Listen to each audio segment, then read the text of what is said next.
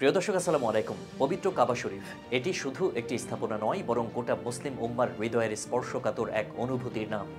মক্কার প্রতিটি ধূলি কণাতেই যেন জড়িয়ে আছে নবী রাসূলদের স্মৃতি এবং ইসলামের ইতিহাস। সৌদি আরবের মক্কায় অবস্থিত ইসলামের সবচেয়ে সম্মানিত উপাসনালয় মসজিদুল হারামের কেন্দ্রে অবস্থিত এই কাবা ঘর সৃষ্টির শুরু থেকে আজ অবধি অবিরামভাবে কাবা শরীফের তাওয়াফ চলেই এসেছে। ঘড়ির কাঁটার উল্টো দিকে করা এই তাওয়াফ মুসলিমদের ইবাদতের অন্যতম অনুষঙ্গ। তবে কাবার ভেতরে প্রবেশের সুযোগ সাধারণের জন্য নয়। বছরে মাত্র দুবার আনুষ্ঠানিকভাবে পরিষ্কারের উদ্দেশ্যে খোলা হয় কাবা শরীফের দরজা। এছাড়া বিশেষ অতিথি বা কোনো মুসলিম দেশের গুরুত্বপূর্ণ ব্যক্তির আগমনে সৌদি সরকারের অনুমতিতে কাবার দরজা খুলে দেওয়া হয়। এ কারণে কাবার অভ্যন্তরের দৃশ্য নিয়ে মানুষের আগ্রহের সীমা নেই। বাইরে থেকে কালো পর্দায় ঢাকা থাকে কাবার গঠন, যাকে বলা হয় কিসওয়া। এই বিশেষ পর্দা তৈরি করতে প্রয়োজন হয় ৬৭০ কেজি রেশম ও ১৫ কেজি স্বর্ণ। কিসওয়ার জন্য রেশম আনা হয় ইটালি থেকে এবং স্বর্ণরূপার সুতা আসে জার্মানি থেকে, যার মোট খরচ ছাড়িয়ে যায় ৫০ কোটি টাকা। প্রথম দিকে কাবার কোনো দরজা ছিল না।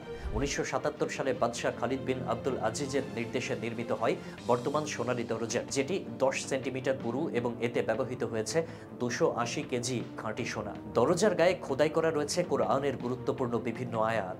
ইসলাম পূর্ব সময় থেকে কাবার চাবি বহনের দায়িত্ব একটি নির্দিষ্ট পরিবারের উপরে ন্যস্ত রয়েছে। কাবার ভেতরে রয়েছে একটি সোনার দরজা, বাবুত তাওবা, যার মাধ্যমে ছাদে ওঠা যায়। কুরাইশ গোত্রের সংস্কারের সময় কাবায় প্রথম ছাদ যুক্ত করা হয় এবং পরবর্তীতে আরও একটি ছাদ সংযুক্ত করে স্থাপনার কাঠামো মজবুত করা হয়। ভেতরে রয়েছে আব্দুল্লাহ ইবনে জুবায়ের রাদিয়াল্লাহু তাআলা আনহুর স্থাপন করা ৩টি স্তম্ভ, যেগুলো পরবর্তীতে সোনার কাজ দিয়ে সজ্জিত করা হয়েছে। স্তম্ভগুলোর সঙ্গে ঝুলছে বিভিন্ন দেশ থেকে উপহার হিসেবে পাওয়া ঐতিহাসিক প্রদীপ। কাবার দেয়ালে ব্যবহৃত হয়েছে সবুজ ও সাদা মার্বেল পাথর। রাখা আছে সুগন্ধি রাখার জন্য মূল্যবান একটি বাক্স এবং বিভিন্ন সংস্কার কাজে বাদশাদের অবদান সংবলিত লেখা। রাসূল সাল্লাল্লাহু আলাইহি ওয়াসাল্লামের নামাজ আদায়ের নির্দিষ্ট স্থানও চিহ্নিত রয়েছে কাবার অভ্যন্তরে।